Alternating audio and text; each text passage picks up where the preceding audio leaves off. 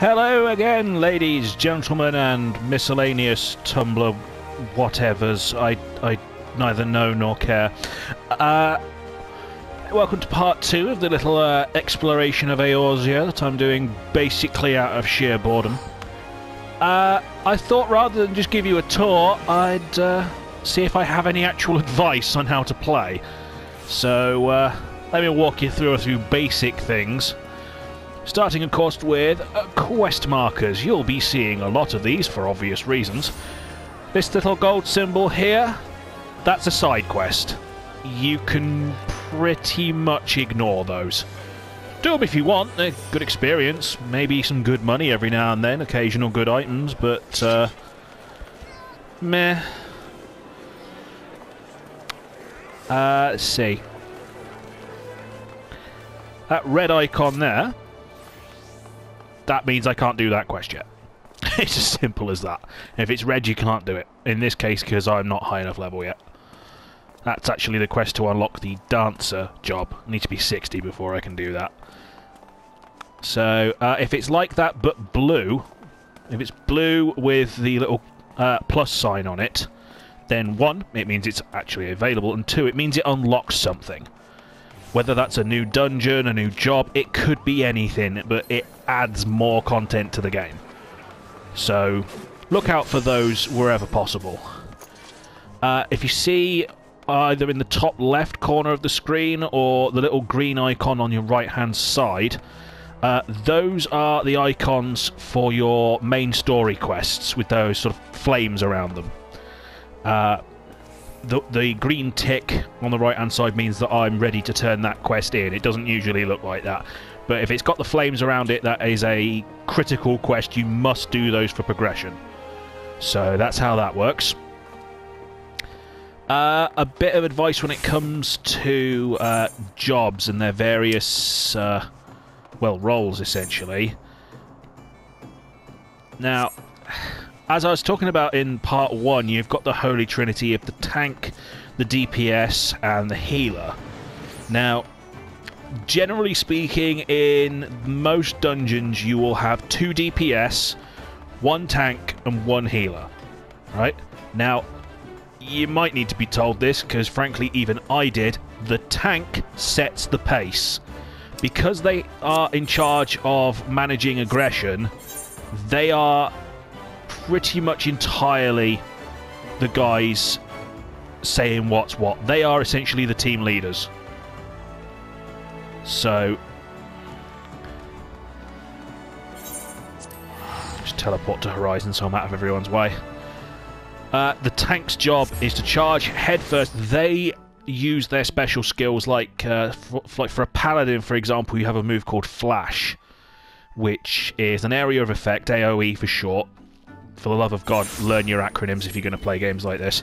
That draws in aggression from basically everything that can see it. They'll immediately lock onto the tank and only the tank, unless you give them a very good reason not to.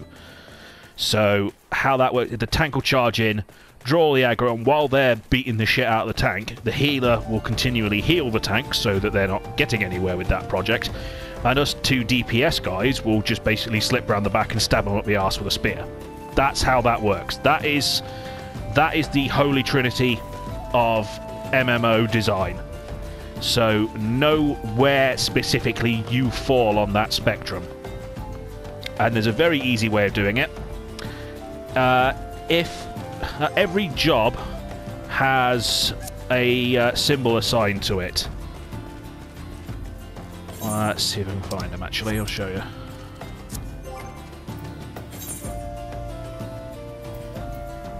You see where it says Dragoon there?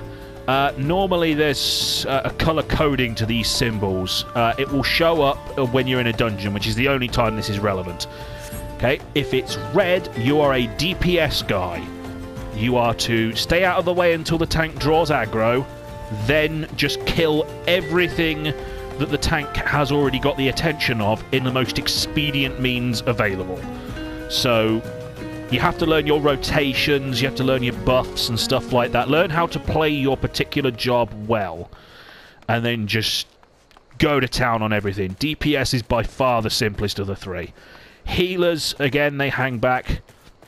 And as soon as the fight starts, you heal whoever needs it most. Ideally the tank, but occasionally DPS guys will get caught out in an AoE blast they didn't see or something. And they'll need healing as well. If you have no healing to do, then use your attack magic, because even healers get some kind of attack magic. Not much of it. And the tank's job, like I said, is just to charge forward, aggro everything, and then keep your defenses as high as possible using skills like Rampart. Let me make this substantially easier. If you're ever stuck, open your menu, go to duty, and go here. Hall of the Novice. That is the tutorial. Okay? If for whatever reason I'm either missing something or not explaining it clearly enough, that's where you go. Okay? That's as simple as I can make it. So, a little bit on etiquette when it comes to especially dungeon runs. Like I said, the tank sets the pace. The one big problem you'll have as a new player is that most people start the game as a DPS. It is by far the easiest job to solo run, because you've got, well, you're entirely geared around killing monsters, which is the vast majority of what you do. So, for obvious reasons, like a Dragoon is going to have a much easier time going through the non-dungeon missions, your regular story quests, than a healer is going to. So, most people start as a DPS and then work their way back through the game once they've got a handle on things as one of the other types. So that leads to a rather annoying situation where tanks, the majority of tanks you'll encounter, already know how to run the dungeon. They already know the route forward, and they ain't waiting for you. They will just charge right on ahead and do what they need to do. Tank players can be alarmingly selfish, and it is extremely irritating. I had a run through a dungeon called Wanderer's Palace a few minutes ago, and the tank just charged straight ahead, aggroed way more than he could ever hope to actually manage, didn't communicate with the team at all, thought, you know, he was the dog's bollocks, and it turns out he wasn't. He got killed, like, repeatedly. The guy sucked. Okay? Now, arrogant tanks are bad tanks. Non-communicative tanks are bad tanks. It's that bloody simple. Like, either get a keyboard or get a chat pad for your PS4 controller and fucking communicate with your team. It is that simple. So, there is no stigma, or at least there bloody well shouldn't be, of admitting that you're new to a dungeon. If you genuinely don't know what you're doing and you have access to a pad of some kind, or even if you don't, you can just use the in-game log. If you press triangle once you've got selected, you can bring up the in-game keyboard. It won't display on the video because it's a system function, but that's how you do that. So just say I'm new. Just tell them outright. So try to communicate where you can. I know that sounds basic, but you'd be shocked how many people don't. There's nothing wrong with not knowing the mechanics of a dungeon your first time round. If it's like your 12th time and you're still forgetting it, then yeah, you're a dumbass. But first time out, don't be ashamed of it. We were all new at some point. Hell, I'm level 54 and I still haven't got a clue what I'm doing 95% of the time. Okay? I set myself stupid little diversions. Like at the minute, I'm running old dungeons to get these Allegan Tomestone of Poetics, because I can trade those for a material I need to augment my armour and therefore change its colour. Like, I'm not bothering with the story quests at all. I just want to paint my armour. I'm going to quite extreme lengths to make that happen. Right? Like, that's not the mark of a professional player, is it? But I do fine. I mean, in that dungeon I ran, the Wanderer's Palace, because the tank was such an arrogant dick, he just kept forgetting how the mechanics work. You have to collect these bottles of oil to grease some mechanic stuff to open doors. And if you don't do that, you're stuck. And I figured out that's what you were supposed to do. It was obvious. I mean, why would they be dropping these sparkly things on the ground if I'm not supposed to pick the bloody things up? He wasn't doing that. So Because of that, and the fact that I'm in, frankly, stupidly overpowered gear for that particular dungeon, I got the MVP commendation from all 3 other players. I'm not joking, I got 3 straight MVPs. So,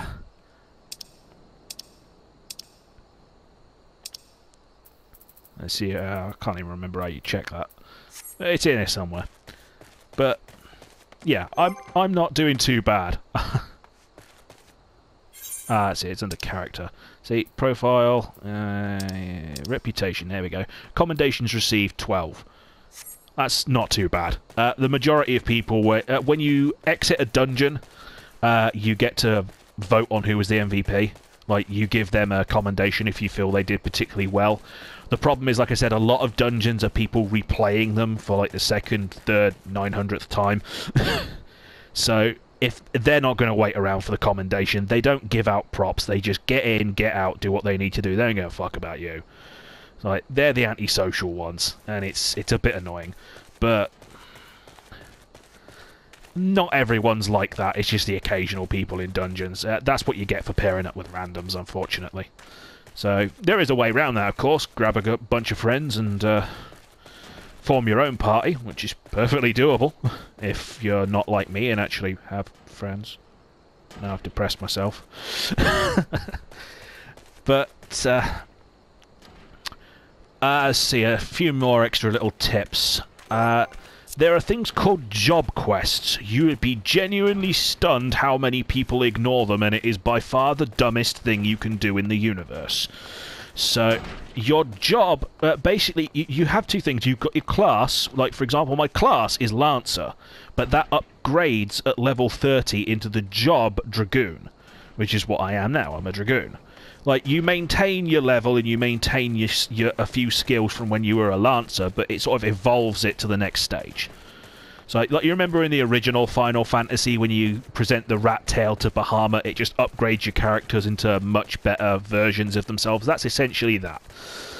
So, in order to do your job quest and unlock your evolved form, which is basically fucking essential to getting anything done, what you need is to, like, every 5 levels, you go back to the guild where you started your job, like the Lancers Guild in Gridania, for example, for me.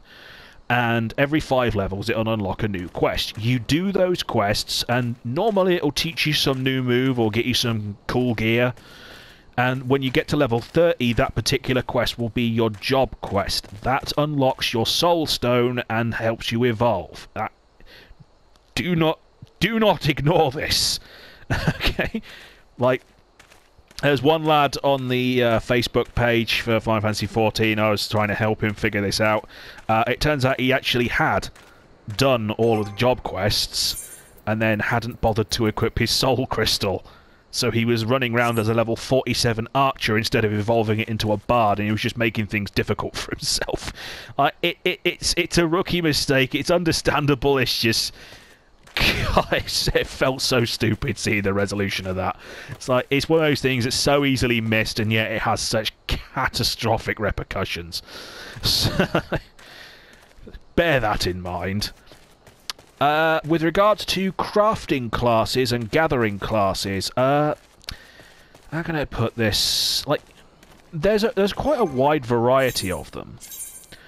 So, for example, I've got, say, botanist, goldsmith, miner, weaver, carpenter, fisherman. I've been leveling up a bit. They all have their uses, but in order to really get the most out of them, you kind of need several working in tandem. Like, for example, if you want to become a culinarian or a chef, for those of us who don't speak pretentious twat, you kind of need to be farming your own resources, otherwise it's going to cost you a bloody fortune. Like, yeah, you can buy ingredients from the guild or from the message boards, but why would you do that? It's like, if you're going to cook up a shitload of fish, are you going to go and pay someone for the fish, or are you going to become a fisherman and just go get the bloody fish? So, individually they level up reasonably fast, but because you need all of them sort of working in tandem... Oh my god, that person has a cool mount. I want it, I want it, I want it! I'm sorry, I got distracted by a burning wolf. But, anyway, like I was just saying, you kind of need to be leveling up multiple crafting and gathering jobs at the same time. Like, even I'm not doing that. I am not currently making the most out of that particular side of the game. Like, if I want to really make something of myself as a weaver, I need access to leather materials, which means I really should go and join the leatherworking guild in Gridania. But I haven't got round to it yet, because I've been too busy poking things with my pokey stick. So, it is kind of overwhelming when you start. I am fully aware of that. All MMOs are a daunting prospect at the beginning. Like, I, for the first 25, 30 levels, didn't have a goddamn clue what I was doing. I was a total noob. And it gets a lot better. That's all I'll say, is once you kind of settle into the rhythm and you learn like how your role works and you start getting some of the better abilities for that role so it's more efficient. Like when you first start off as a lancer, all you've got is true thrust. That's about it. But then that combos into vorpal thrust and then to full thrust, which does, frankly, ridiculous damage, even at my level. Yeah, and then you start getting buffs, like the disembowel buff and the life surge ability and stuff like that, and before you know it, you've gone from being some weak, pathetic little guy with a twig running around the forest poking at bears, to a badass dragoon that's fighting off gods on a daily basis. It's like, it doesn't take that long in the grand scheme of things. So, that's that. A few other... couple of more points. With regards to fates. So, as you probably saw in part 1, I joined a fate, but didn't bother to explain what the bloody hell it was. As you see there on the screen, fate discovered nearby, that's that blue circle on the map. Right? It stands for full active time event. These are essentially sort of like... they're essentially random encounters that everyone can partake in, that you get like special rewards for. So it's out here on the open world. Anybody can charge into this fate and help out. Right? This one's called Needles to Slay. It wants me to kill these cactuars. You can tell what the target is because they'll have this purple icon on top of them. Right? It's pretty much always to kill whatever the target is. Don't worry. Alright? In order to compete in them, you need to be of the proper level. Like, for example, this is a level 5 quest. I'm level 54. I'm not even going to bother level syncing for that one, because the rewards are going to be so pitiful it's not worth my time. But you just select level sync, and it'll lower you to the corresponding level or something close to it, so that you're not just insanely overpowered. And I know that seems a little bit silly in some context, but consider exactly what the alternative is. Like, for example, I think it was Guild Wars 2 didn't have that level sync system, so you could just have like a character who's like level 100 just charge into a level 5 area and just immediately annihilate everything in the region. And it just made it ridiculously unfun for anyone who wasn't stupidly overpowered, because they just sit there farming these events over and over again. And nobody else could get anything done. It was just obnoxious. So that's why we have the level sync system. So anyway, on to a couple more little time-saving hints for you. First of all, get your chocobo. When you reach level 20, you'll be able to join something called a Grand Company. Right, there are 3 of them, one for each major city. Gridania has the Order of the Twin Adder, of which I am a fairly high-ranking member. I think Uldar has the Immortal Flames, and you've got... oh, Christ, what's the other one called? The Maelstrom, which is based in Limsa Lominsa. Right, you don't have to join the one in the city you started. I did, but you don't have to. You can join whichever one you like. Basically, all it really boils down to is a difference in uniform colour and which city you're in. That's literally it. Right? Like, I have the name Evil Pikachu. I dye most of my equipment yellow. So I chose the Grand Company that was yellow. The Order of the Twin Adder. So that's Gridania. So, Once you get to, I said level 20, once you've joined a grand company of your choice and finished that particular quest, you will be given a quest called My Little Chocobo. Do that fecking quest, like ASAP, because that unlocks your mount. You will not be able to ride anything. Even if you acquire another mount from somewhere, you are not allowed to use it unless you already have a chocobo, because the other mounts are essentially just skin swaps for that chocobo. You will not be able to do anything. You will be walking everywhere if you don't unlock that quest. Okay? For the love of God, get it done. There is another one later on, but that's when you get into, like, purchasing housing and stuff like that. Yeah, this is a beginner's tutorial video. Yeah, I don't need to go into how to purchase housing. It is far from relevant to you guys. Okay. Let's see. If something is clearly way too high a level for you and you're getting your ass kicked, run the fuck away. Don't try to stick it out and be a tough guy, because all you're going to do is get killed and respawn. And there's nothing fun about that at all. You will be sent to a place called the Waking Sands for the vast majority of your story quests. It's over here. This is the Waking Sands. Go down there and enter the door. Okay, the map doesn't make that particularly clear. I just saved you a lot of time. And no, there is no aetheryte warp point here. They say it's for story purposes. Personally, I think it was a design oversight. So you've got two choices. You can either take the ferry here from Limsa Lominsa, or you can just teleport to Horizon and walk like I did. Okay? It really makes no difference either way. Like, the time loss, one way or the other, is not that significant. So there you go. That's how you get to the Waking Sands. So, you know, you will memorize this route absurdly quickly. You are spending a vast majority of your time on it. Yes, let's see. Other things you can do. There is the emote system. I'm trying to learn how to write a custom macro so that every time I hit the slap button, I automatically say baka to whoever I'm slapping and call them an idiot. So, I nearly had it set up the other day, but I must have mistyped something and it stopped working. But, let's see. Other noob advice. Since you're a noob, I wouldn't worry too much about the market boards. Don't bother spending money on equipment. Like, for the vast majority of the story, you can get by on whatever equipment the game just hands you outright, as long as you keep up to date with your job quests. So, like for example, I'm a Dragoon. So my classic Dragoon armor, you know, the Draken gear, the one that all the Dragoons wear throughout the series, that just gets straight up given to you.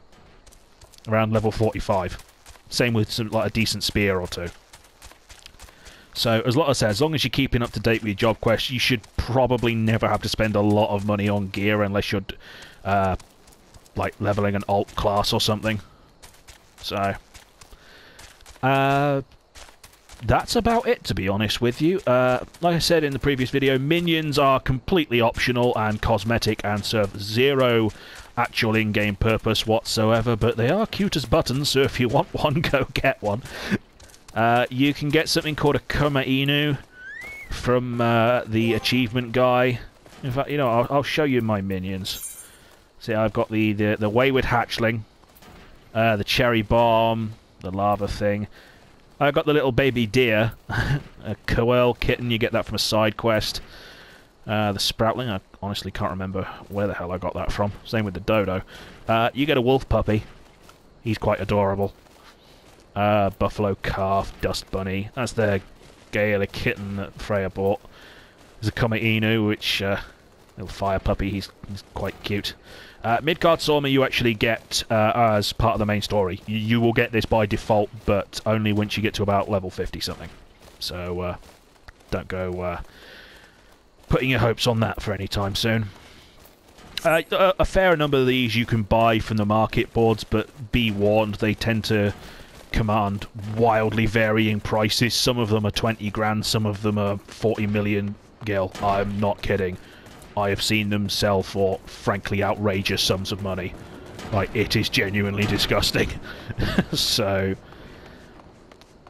see if there's anything else. Oh, yeah, when it comes to item storage, your inventory will clog up with crap really quickly, especially if you are a crafter or a gatherer. Feel free to sell anything you don't need. Like these finger shrimp, for example. I caught them while I was fishing. So if I don't need them right now, just sell them, and if I need them later, I'll just go and catch them again. It's not that hard. You want... Oh. Colour coding your gear. Yeah, I've mentioned it a couple of times. I really should explain how to do it. That place with the Waking Sands we were at briefly a few moments ago, there is a quest there that will unlock the ability to dye your gear. Do that quest. Because otherwise you are going to be a mismatched fashion disaster for most of the game. You are going to look retarded.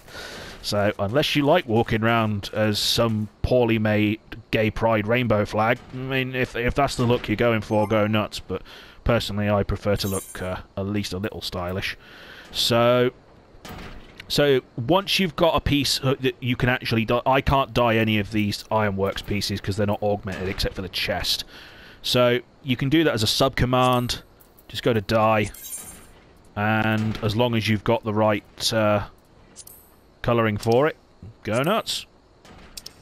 So I could do various shades of yellow right now. I'm not going to because I like my armour the way it is, but I'm just demonstrating here.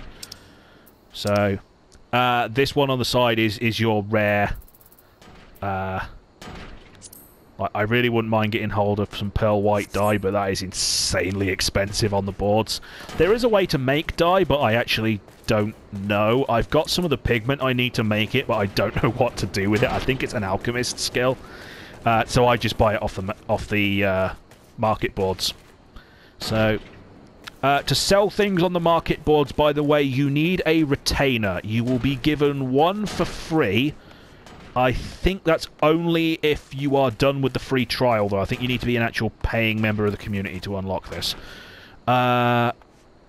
You hand items over to your retainer by using the summoning bell, which is next to all of the market boards. That is the only way to sell things to other players, as far as I'm aware. So, that's how that's done. So... And aside from that, it really is just about finding something you want to do, go have fun. I mean, pick a role that you enjoy. I mean, it's entirely possible to spend a week just doing nothing but fishing if that's what you want to do. And hell, I power leveled my botanist from 1 to 50 over the course of 3 days. I don't recommend doing that. Running around in circles, hitting trees with an axe, that took me for fucking ever. And the irony is it has essentially no purpose right now. Oh, by the way, fall damage is a thing. You will survive any fall with a minimum of 1 HP, but be warned, if there's anything in the area when you're on 1 HP and it aggroes, you will basically die instantly. That's not a problem for me, because nothing in here will dare fuck with me. I'm a good 50 levels higher than all of them, but you get my point. You can survive any fall, just be careful where you do it. So, as far as I'm aware, you can fish in basically any body of water. It doesn't necessarily mean you'll catch anything, it depends on the bait you're using, but you can fish anywhere you like, as long as you are a fisherman class and you have a rod on you. So, there you go, that's how to fish. Aside from that, yeah, that's basically it. Oh, couple of quick controller hints for my PS4 peeps out here. If you want to disable all the on-screen guff, hold L1, and if you use the right stick, pull back to zoom out, up to zoom in. If you hold L1 and press the touchpad, you can switch all that crap off. It makes it much easier to take photos. So, if you really want to make it easier to take photos, go in here, into your actions menu, extras, and group pose. Or just type it into the menu. And yes, you'll notice you can have a parasol. If it's raining and you want your parasol out, here's a critical piece of advice. Go to your character menu, go down to this little icon here. It says hide or display main weapon and offhand weapons when sheathed. So if you click that off, it doesn't matter for most classes, but if, like me, you are a Dragoon and you don't do that, then when you bring out your parasol, the spear will stick through the parasol and you'll look ridiculous. There you go. Now I've got an umbrella. It serves absolutely no purpose, but there it is. I bought it off the market boards for about 2,000 gil. There is no advantage to doing that. So those are all of my beginner's tips. Basically just watch your level. Try not to aggro anything that's above your level. When you are a crafter or a gatherer, you will have a skill called... a gatherer, beg pardon. They'll have a skill called Sneak. Don't get complacent with it. Like, just because you're invisible to low-level enemies, the game warns you that anything that's massively above your level, like 5 or 6 levels above you, will still aggro. You are not invincible while sneaking. Okay, I've seen many an idiot get caught out by that, so I just saved you a buttload of trouble.